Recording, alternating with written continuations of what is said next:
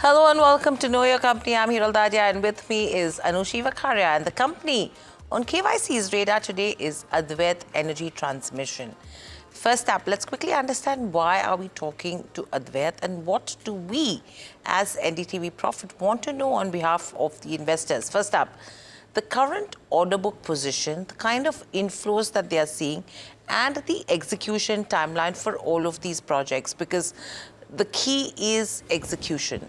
Second up, what is that contribution of new renewable energy segment looking like in the medium term, and the kind of impact it could have in terms of contribution and the margin prospects of the company. On number 3, we are also looking at the key updates that they will be giving us on capacity expansion and the kind of capex that will be required from here on, Anushi.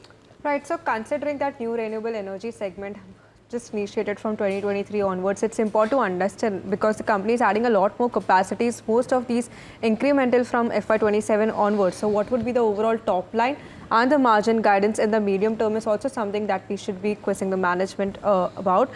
Debt picture, considering more of these capex plans that we are looking at, more of these investments being considered for different manufacturing facilities is what we are looking at. What would be the outlook on that is also something that we should be tracking, right? Absolutely. Now, let's quickly understand all about the company. What does Advait do? Engaged in providing products and solutions for power transmission and the renewable solution business. Now, they're transitioning from a consulting and trading company to actually a manufacturing company since 2014. And the goal that they set in 2014 was import substitution to start manufacturing. Apart from that, you're talking about power transmission, substation and telecommunication infrastructure in terms of the segments, and they're diversified into renewable energy as well in 2023, and that's what Anuji was talking about, because that is a new business and a lot of impetus that we're seeing when it comes to renewable energy as a segment as well.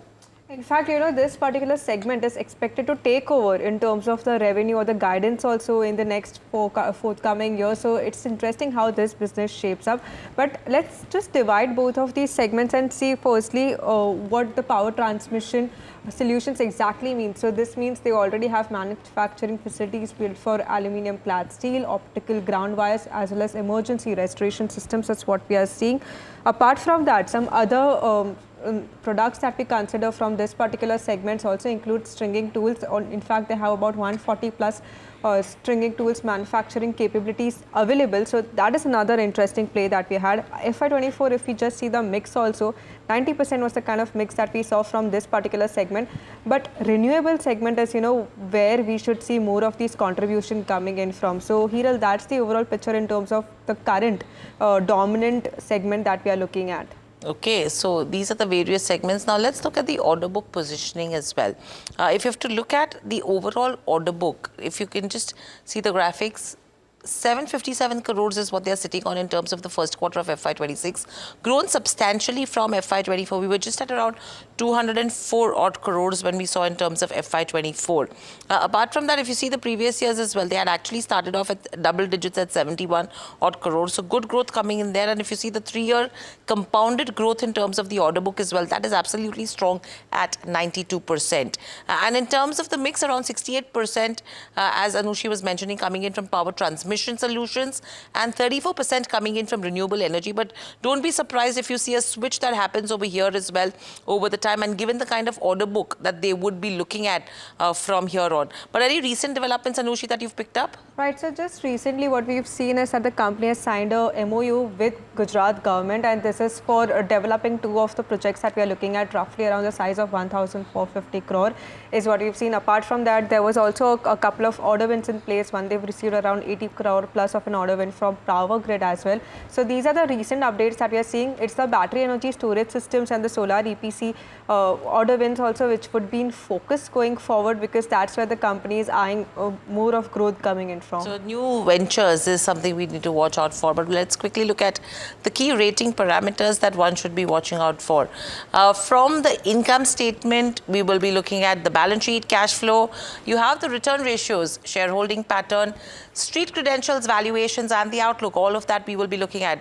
Anushi, let's look at the income statement from your lens now. Right at the top, if you just look at the growth parameters in terms of how the revenue has shaped up as well as even the margins, we are looking at a 60% of a CAGR growth in this FY22 to FY25 period itself. And this is also, of course, aided by the new segment which is in place from FY23 onwards. Net profit also 62% of the growth multiple is what we are seeing. Of course, this is reflected by the order book growth also, as Hiral just pointed out, from 70 crore to 750 crore is the figure that we've seen. So that also continues to show revenue visibility forward. However, on the margin side in FY25, we did see that a bit of a dip to 16%, and this is on account of higher investments also taking in place, in particular with what's happening with the capacities. So, but overall, given these parameters that we are seeing and continuous 50% plus top line CAGR growth expected over the next few years, we are giving this metric a thumbs up. Okay, let's look at the balance sheet. Now, the share capital has increased modestly over the last 2 years. The reserves and surplus, which is the retained profits, have also increased massively if you talk about FY23 to 25, and indicating strong profitability and retention in terms of earnings. Simultaneously, your borrowings have also gone up substantially. That's what you can see on your screens as well, from a moderate level in FY23 to a much higher level in FY24, and then further in FY25. Talking about liabilities, they have also ballooned, especially in FY25. And the company shows a strong growth story in the last 3 years, wherein the asset base has expanded, profits have increased, and the reserves are growing. However, this growth has come with rising liabilities and debt, which increases the risk from here on. The key to continued success will be maintaining healthy cash flow and managing the working capital well from here on. But a thumbs up so far. Okay, in terms of where the cash flows are concerned, we've given this metric a neutral rating. What we've seen is that in FY24, there was a negative number that we'd seen, that is 10 crore minus is what we are looking at. And some bit of that attributable to the receivables that we are seeing. So we should continue to monitor how the receivables shape up for the business. Of course, you know, trade receivables will balloon up considering the kind of revenue growth also that is in context. Net cash flows, if we see from 8 crore in FY23, that is increased to 52 crore. So that figure remains on the healthier side. So overall, it's a neutral for cash flows if we are looking at. Okay.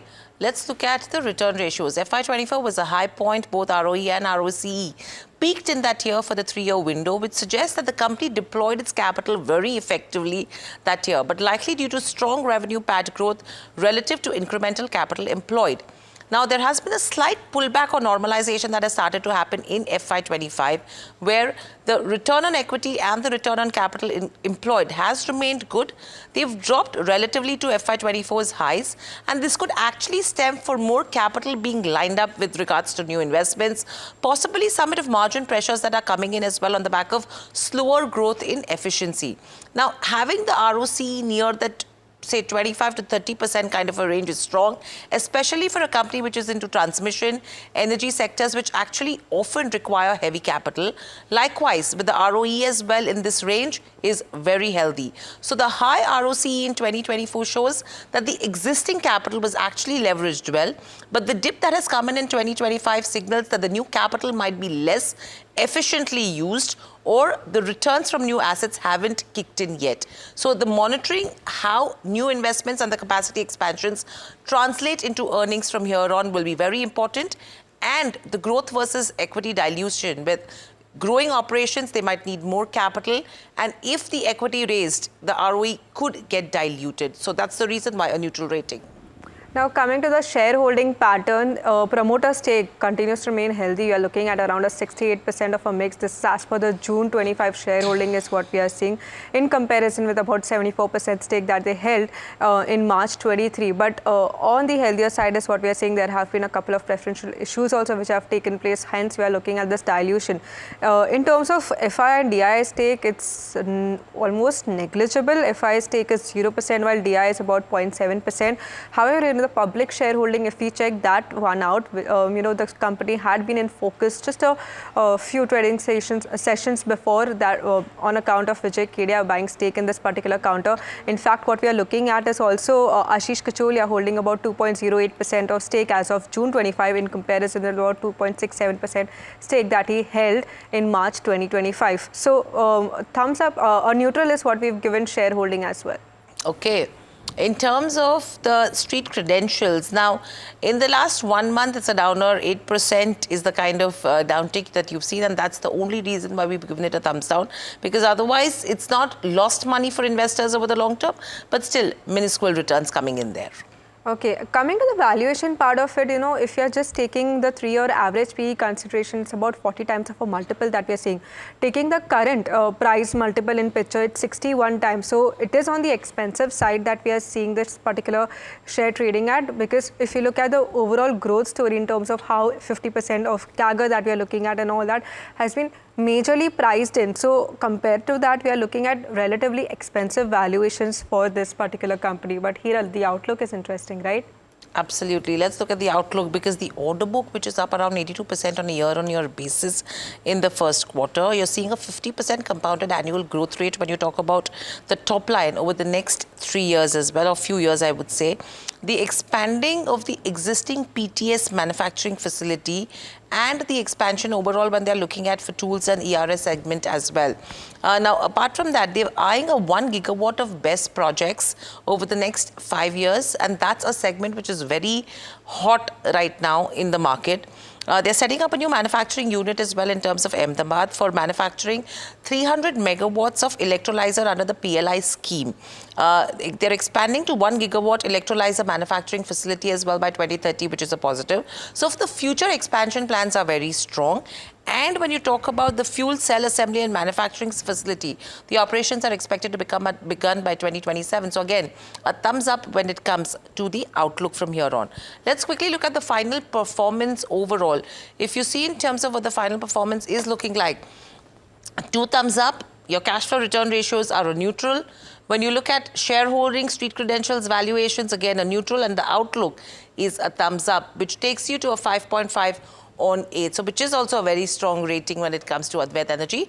We'll quickly slip into a short break, and then we will be joined by the management of Advait Energy to talk to us about the business from here on the key questions that NDTV Profit has for the management. Please stay tuned.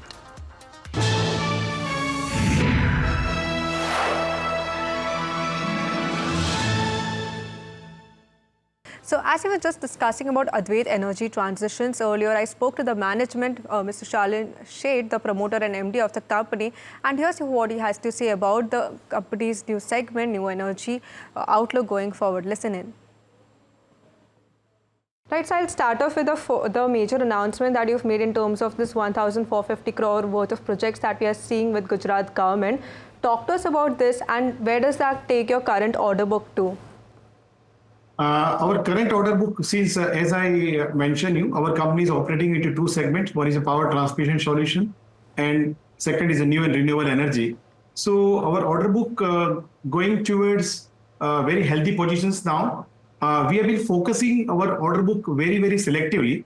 So because we are operating manufacturing, EPC, and then IPP 3 segment, so we've been growing cautiously in all the 3 segments based on our target. So currently our order book will be approaching towards 1,000 crores. Okay, so 1,000 crore is the mark that we are looking at. Power transmission, as per the last presentation, if you look at 66% is the mix that we are seeing. New renewable energy, 34% is the mix that we are looking at. As per your commentary, you said that new renewable energy is expected to take over in the coming years versus power transmission. So just want to get an outlook in terms of what would be the business mix be going ahead in the next 2 to 3 years, if you can help us with that. Yeah. As per our outlook, by year 2027-28, our NRE segment will take over the PTS segment. And as I told you, we're looking forward by 2,500 crores company by 2029-30.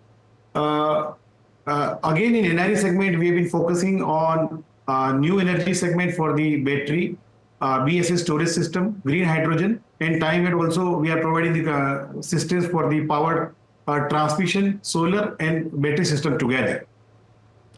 So, Mr. Sheth, just want to get the overall order pipeline opportunity that we are seeing. I want to talk more about FY26 in context. You have 1,000 crore of order book. In beginning of FY20 of this fiscal year, we had seen some bit of that slowdown in terms of where the solar power projects are concerned. Just want to understand what's the kind of pace that you're looking in terms of these orders coming in place for this particular segment, and what's your overall target in terms of new inflows? See, Arushi, we are into the products EPC and IPP Right. for the typical segmented power transition. And fortunately, all the business part, all the business scenario where we are operating to is having a very strong tailwind. So let me tell you, the order book is definitely is not the only phenomenon for us, because order book is possible, but we are looking forward for the quality orders. So from last 6 to 7 years, we have been growing with a rate of 40 to 50% per year. So we are looking forward this kind of growth, and we do not want to take any growth where our growth cycle is having the disturbance. So we'll be continuing the same performance in terms of order booking also. Okay, so 50% is the CAGR rate that you've given for the next few years as well in terms of where the top line is concerned. And this is on the back of some of your capacity expansion plans that you're looking at. If you just go through that, you're expanding your power transmission solutions manufacturing facility over there as well. Now coming to the new renewable energy segment. Firstly, you're setting up a 300 megawatt of electrolyzers under the PLI scheme that we spoke about earlier. Along with that, you're also considering fuel cell expansion as well, which would with operations starting from around 27 as well. So from FY27, we are seeing a huge acceleration in terms of where your capacity additions are. So just want to understand what's the kind of overall capex plans that you have in mind, and when will we see these incremental revenues flowing through for the company? See, we rolled out our capex plan from the year 2024-25, but we were looking forward very cautiously about the market trends, the market requirements, government policy. At the same time, we were keeping ourselves ready to go ahead when really the market is ready to take on from us. For our power transmission system, we have already put up the capex about 30 crores last year. We are putting additional budget of 75 crores for the next year, that is for the capex. And for NRE segment, we are looking forward for the budget of about 120 crores for the next year. We already put 40 crores this year. And then total our manufacturing capacity requirement of the capex for NRE segment will be about 300 to 400 crores. And PTS segment, the total capex will be about 100 to 120 crores, which will be taken care in next 2 years from our side. And we are looking forward for the incremental growth because of this capacity in both the sides. Okay, so Mr. Sheth, you said that this will be taken care for the next 2 years. So I'm assuming that are you going to be looking for fundraising plans outside, or the internal accruals be sufficient enough for these capex that you're looking at?